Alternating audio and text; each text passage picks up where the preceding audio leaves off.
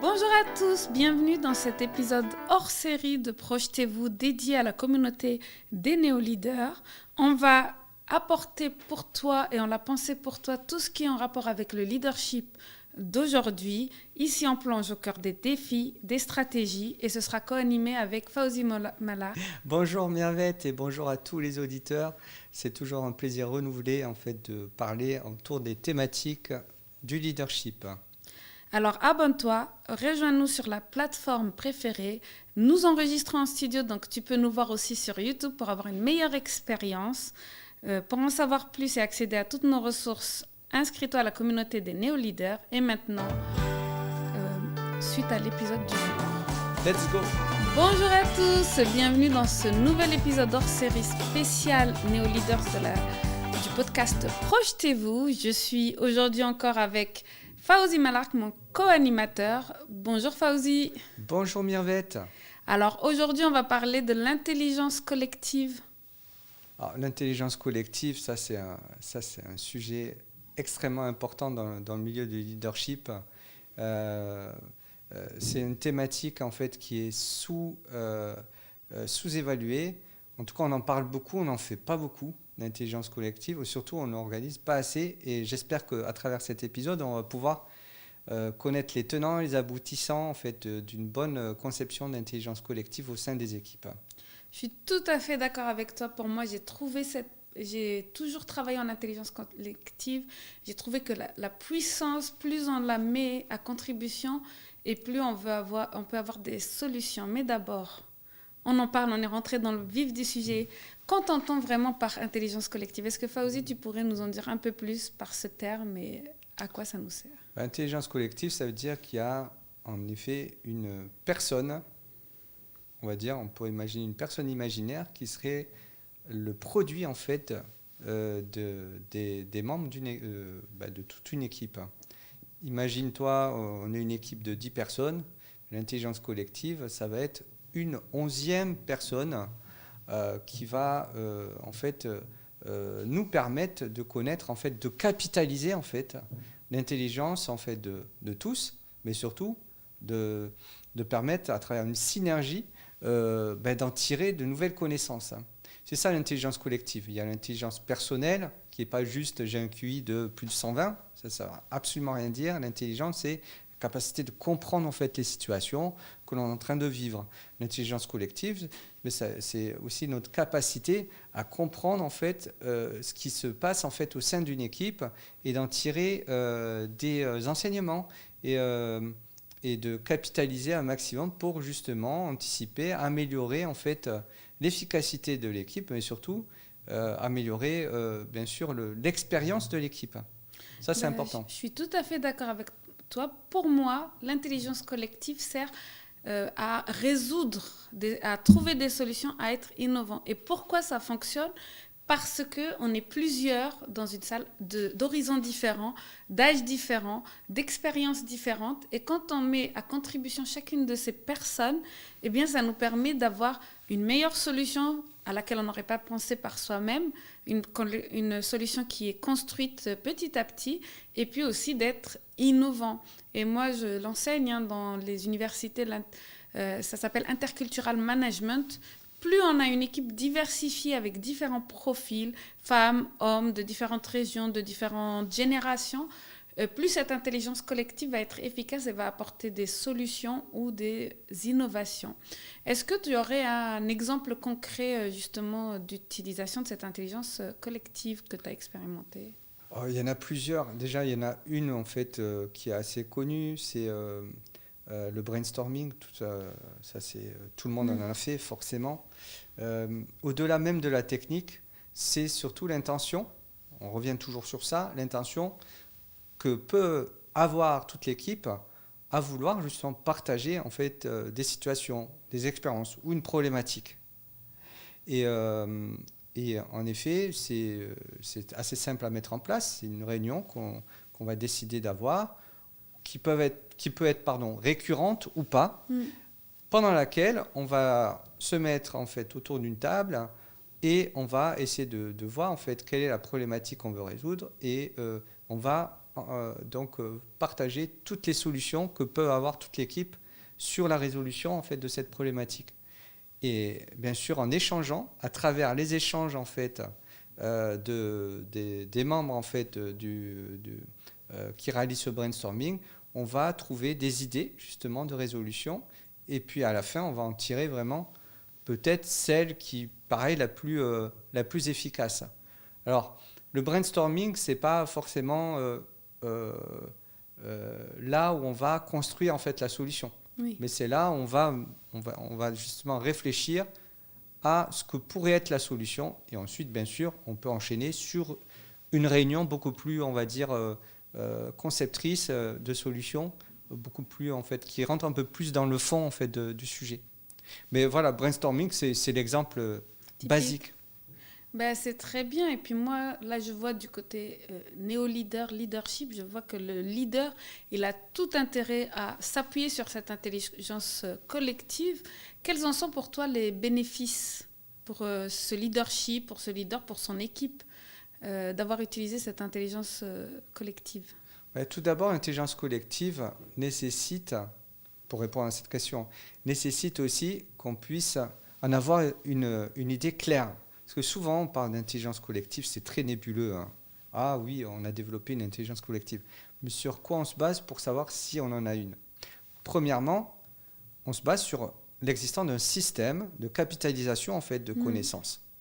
Si on n'en a pas, on peut faire tous les brainstorming de la Terre, ça ne servira à rien ou ça ne suffira pas. Donc déjà, il faut savoir avoir un endroit où capitaliser la connaissance. Savoir en fait qu'est-ce qu'on capitalise et comment on interprète justement cette connaissance. Et puis surtout, il faut permettre à n'importe qui, pour qu'elle capitalise cette connaissance, de développer son leadership authentique. On en parlait dans un épisode précédent.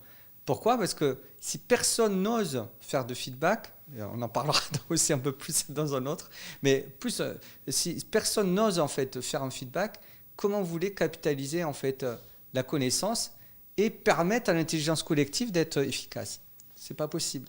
Donc on en revient toujours à ce leadership, à cette volonté en fait de leadership authentique, qui est pour moi la pierre angulaire en fait de l'intelligence collective. Ben, je te remercie pour cette réponse et puis je vais un petit peu argumenter là-dessus. Hein. Pour ma part, je pense que quand on a l'adage là, tu sais, seul on va plus vite, à plusieurs on va plus loin. Ensemble on va plus loin. Ensemble on va plus loin. Sachant que la base du néo-leader, du leadership, c'est d'emmener un ensemble. C'est pas ça peut être leader de ta propre vie, de ta propre carrière, mais quand tu arrives à du leadership, tu veux impacter, tu veux inspirer, tu veux emmener ensemble. Et donc, en utilisant cette intelligence collective, c'est prendre en considération les avis des autres, leur donner confiance et puis avoir une confiance réciproque et puis vous former une équipe qui peut être capable de résoudre n'importe quelle situation, n'importe quel conflit, sachant qu'on sait que les idées de chacun seront prises en compte et puis ensuite, bien sûr, la prise de décision incombe au leader, mais elle sera beaucoup plus variée. Par exemple, juste très bêtement, hein, quand on a choisi le nom néo-leader, on y a réfléchi à deux. C'est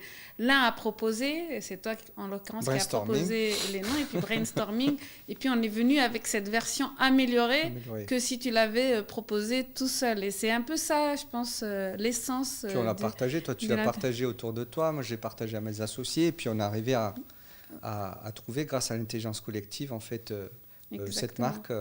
Une version améliorée. Je pense que le leader, quand il arrive en brainstorming, il arrive avec des pistes ou des moyens de faciliter justement l'idée. Et puis après, il recueille justement ce que l'intelligence collective a formé pour prendre la meilleure décision et avoir une version améliorée d'une idée qu'il aurait pu avoir tout seul, mais je pense qu'il n'aurait pas pu s'il n'avait pas eu tout cet ensemble à prendre en compte. En effet, donc, et ça c'est important ce que tu dis, parce que, et d'ailleurs ça fait partie d'un autre bénéfice, au-delà du bénéfice que j'évoquais là, à travers le leadership authentique, mettre en place une intelligence collective, ça permet justement de développer ce leadership authentique, c'est même nécessaire. Mais au-delà de ça, il y a aussi l'aspect cohésion, parce qu'on n'en a pas parlé, Mais le fait, au-delà de l'efficacité de l'intelligence collective, le fait d'en mettre en place une permet aussi d'améliorer la cohésion d'équipe. Parce que forcément, on ne va plus être en fait en relation, on va dire, unilatérale. On va être en relation en fait croisée. Et ça, c'est ce qu'il y a de mieux. Croisée, mais croisée autour d'un objectif commun. C'est-à-dire d'avancer vers justement cette vision commune. Donc, à travers cette vision commune, pardon. Donc ça aussi, ça c'est important. Un autre bénéfice, c'est la cohésion d'équipe. Et ça en fait, illustre ce que tu disais juste avant. Exactement, ouais. C'est une histoire de confiance. Donc tu l'as dit toi-même, une histoire de confiance. Sans confiance, il ne peut pas y avoir de cohésion d'équipe. Mais grâce à l'intelligence collective, il peut y en avoir une. Je ne dis pas qu'il faut absolument... je ne dis pas que la cohésion d'équipe ne dépend que de l'intelligence collective. Ça dépend d'autres choses aussi. Exactement, oui, je suis tout à fait d'accord avec toi là-dessus. Parfait. Est-ce que tu verrais un autre bénéfice ? Moi, pas un bénéfice, mais là, juste par rapport à ce que tu as dit, comment mettre en place cette intelligence collective, c'est très simple. C'est favoriser des ateliers, de se réunir régulièrement. Ou bien, moi, j'ai vu ça déjà, par exemple, dans la méthodologie SAFE, où on se regroupe un jour pour planifier 2 semaines ou les plusieurs sprints suivants.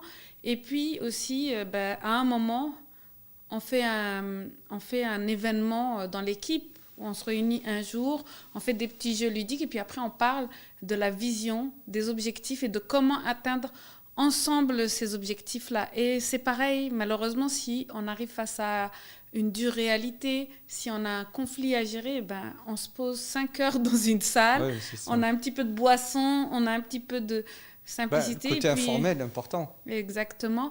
Et puis, on réfléchit à comment résoudre ensemble cette situation. Et ça, c'est vraiment le leader qui va insuffler ça. Et c'est important dans vos équipes de le mettre en place parce que je pense que vous améliorerez grandement la qualité de votre travail et de vos solutions et vous gagnerez en performance. Et ça passe par le développement de la créativité de chacun. Et pour développer la créativité, il faut un espace vraiment informel qui permette de libérer un petit peu justement ce côté créatif et sortir du côté productif qu'inspire en fait le milieu professionnel. Souvent, quand on rentre dans le bureau, il faut qu'on soit productif. Non, il y a un moment donné où il faut justement développer cette créativité et le fait de mettre en place cette intelligence collective permet de le faire. Et il faut bien sûr y mettre les formes aussi, c'est-à-dire ne pas le faire dans un bureau froid. En effet, comme tu le dis, dans un espace convivial ou informel. Exactement, Fawzi. Je pense vraiment que c'est facile à implémenter, ça ne coûte pas cher et puis ça apporte grandement aux équipes en fait, de faire ça. Et à chaque fois que je l'ai expérimenté, c'était vraiment...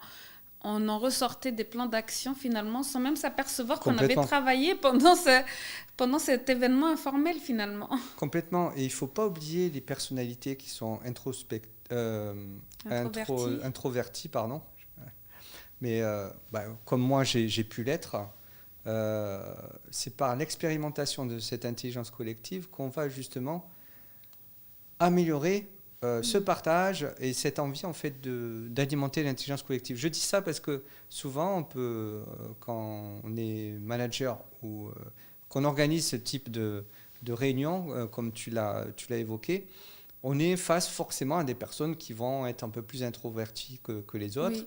Il faut leur faciliter justement l'intégration et leur permettre de développer aussi leur créativité parce que souvent ce sont eux qui sont les plus créatifs. Je le dis d'expérience, que toi aussi tu as dû avoir. Ceux qui ont mieux analysé la situation des fois, qui ne se mettent pas en avant.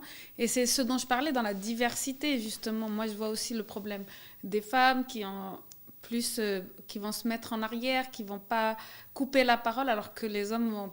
Après, je ne généralise pas, mais je l'ai vu, moi-même, je l'ai expérimenté comme ça, alors que tout le monde doit avoir son petit droit à la parole pour vraiment... Après, c'est culturel.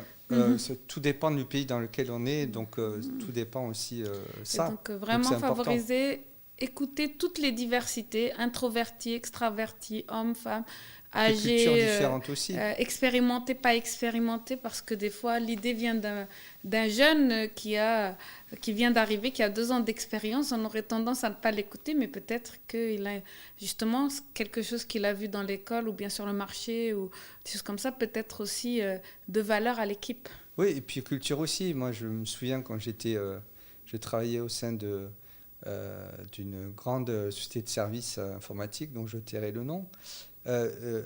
On était pas mal de fois, en fait, pendant les réunions avec les différentes business units internationales, on était souvent en train d'échanger en anglais avec d'autres pays autour d'une même problématique. Et ce qui était génial, c'est qu'il y avait une vraie intelligence collective où les cultures s'entrechoquaient. Exactement. Et on se disait, ah ben oui, on n'avait pas pensé les choses de cette manière. Avec notre culture, en fait, française, voilà, le fait d'avoir une vision anglo-saxonne des choses ou par exemple étrangère, peu importe le pays, on arrivait à se remettre en cause. Donc c'est aussi un bénéfice. Merci beaucoup Fawzi. Je pense qu'on a bien partagé, là, on a apporté de la valeur sur un concept, je pense, qui n'est pas assez mis en avant dans les entreprises aujourd'hui. Je voulais remercier les auditeurs d'avoir écouté et on se retrouve la semaine prochaine. Je les remercie aussi. À la semaine prochaine. Et voilà NéoLeader, c'est un nouvel épisode qui se termine. J'espère que tu es reparti avec des concepts et des plans d'action rapides. Le leadership, c'est un voyage continu. En effet, le leadership, c'est un voyage en fait, qui nous permet de nous connaître plus et de connaître ses équipes. Et j'espère que ce voyage t'a été agréable. Si tu as aimé ce format, n'hésite pas à nous laisser une note et des commentaires et puis à nous joindre directement.